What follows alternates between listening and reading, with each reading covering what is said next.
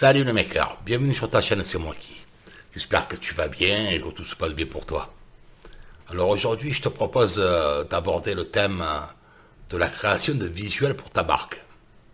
J'en ai recensé 7 primordiaux qui te permettront de continuer à avancer sans encombre dans les méandres de la communication. Ah, vaste programme. Donc n'oublie pas de le noter et de les appliquer. Enfin, surtout si tu veux avoir des résultats. Allez, tu es prêt? Let's go.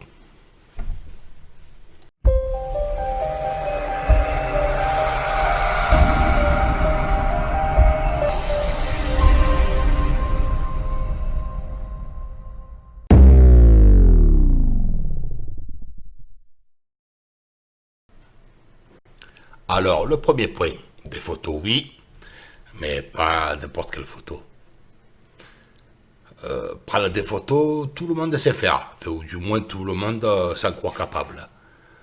Mais par pitié, pour le pauvre aux yeux, quand tu décides de mettre en ligne une photo, évite de la prendre à la va-vite, de travers avec un smartphone, tu peux faire mieux que ça quand même. Voilà ce que les gens ont envie de voir en fonction de ton activité.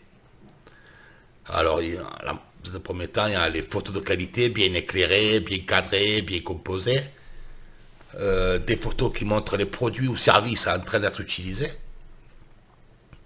Des photos qui mettent en avant des humains. Alors, ça peut être des clients, ça peut être toi, ça peut être éventuellement ton équipe. Des photos qui montrent les coulisses de ce que tu prépares aussi. Voilà. En gros, c'est les photos qui sont réellement vues et souhaitées par ceux qui vont visionner. Tu sais maintenant que tu peux dégainer ton appareil, ton smartphone, mais alors HD, par contre. Et n'oublie pas dans l'excitation, au cas où tu aurais un appareil photo, d'enlever le cache sur l'objectif. C'est mieux.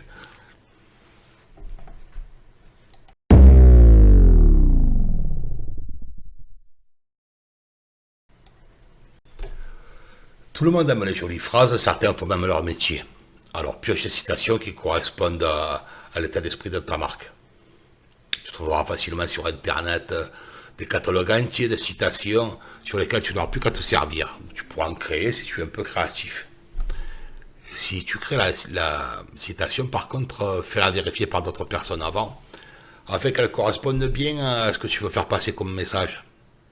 Ça serait ballot de balancer une inspiration incompréhensible, ou pire, ayant le sens opposé à celle que tu veux transmettre. À partir de là, définis une mise en page que tu reproduiras d'une publication à l'autre. Et publie-les, c'est tout. Tes clients aimeront se reconnaître dans ces petites phrases et seront peut-être même amenés à les partager. Pour la mise en page, fais relativement simple, un fond de couleur, une photo, une illustration ou même une petite animation vidéo, ainsi que ton logo et ton mail. Je crois qu'il manque quelque chose. Ah, oui, ta citation bien sûr.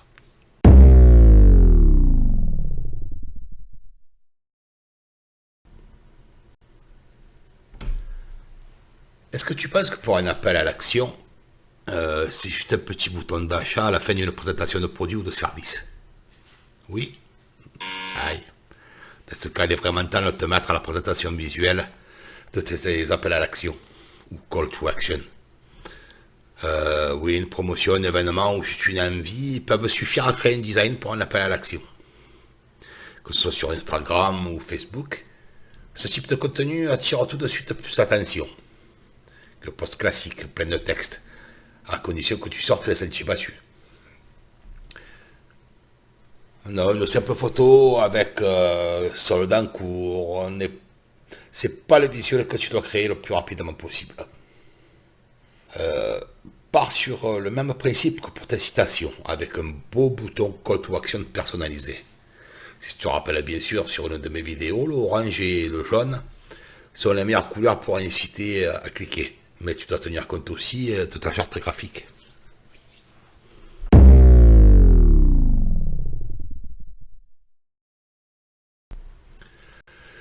Ta charte graphique devrait être bien établie maintenant. Si ce n'est pas le cas, tu attends quoi?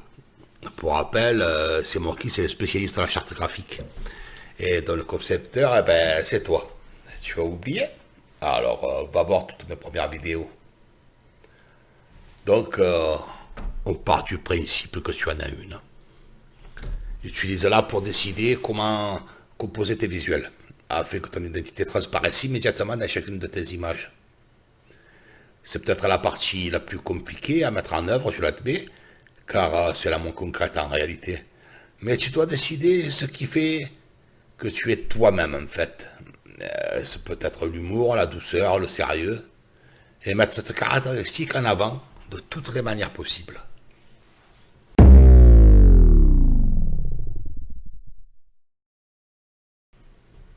Il existe des circonstances où tu auras envie de parler de toi, de tes chiffres, de tes résultats, de tes objectifs aussi.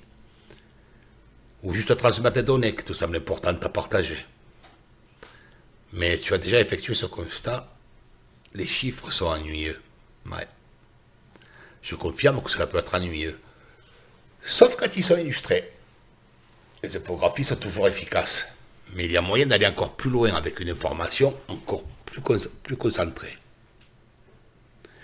Si tu veux montrer que 4 clients sur 5 sont satisfaits, utilise 4 smileys souriants et un autre qui se pose des questions, par exemple, avec un point d'interrogation sur la tête.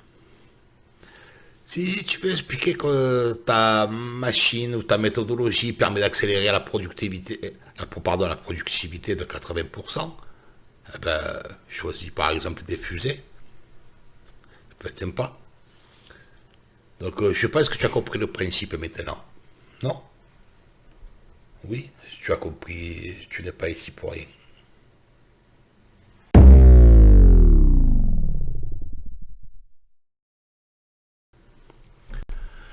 Je ne le répéterai jamais assez à quel point les vidéos engagent le public et obtiennent des résultats en termes de visibilité sur les réseaux sociaux.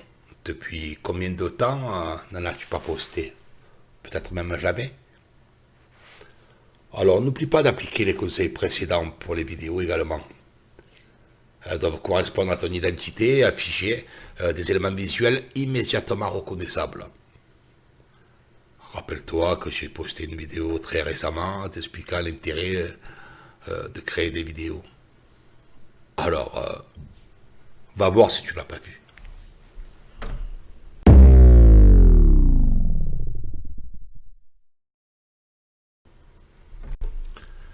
Les internautes aiment quand Internet redevient pratique et leur rend service. Alors on propose des petits tutoriels en images et en vidéo, des conseils, des astuces. Et elles seront reconnaissants, enfin je crois. N'oublie pas qu'il s'agit de contenu visuel. Donc pas besoin de faire long avec une explication en 10 pages sur comment construire sa terrasse par exemple. 4 illustrations, maximum sur ta publication, et pas plus en phrases suffisent. Et tu as même le droit de chercher l'humour. D'ailleurs, je vais te dire un secret pour comment écrire un best-seller en 3 étapes. Tu es prêt? Prête? Écoute bien. 1. Prends un stylo. 2. Ôte le capuchon. Et 3. Écris. Tu vois, c'est tout simple.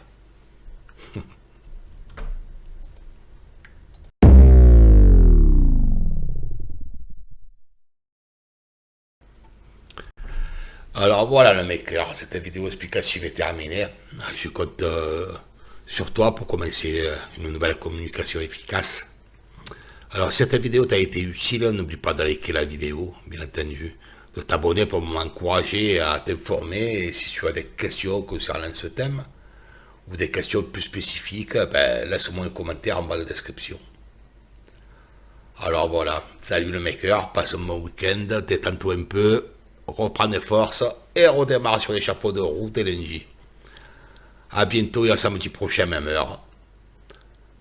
D'ailleurs, pense à activer la cloche de notification en t'abonnant si tu ne veux rien louper.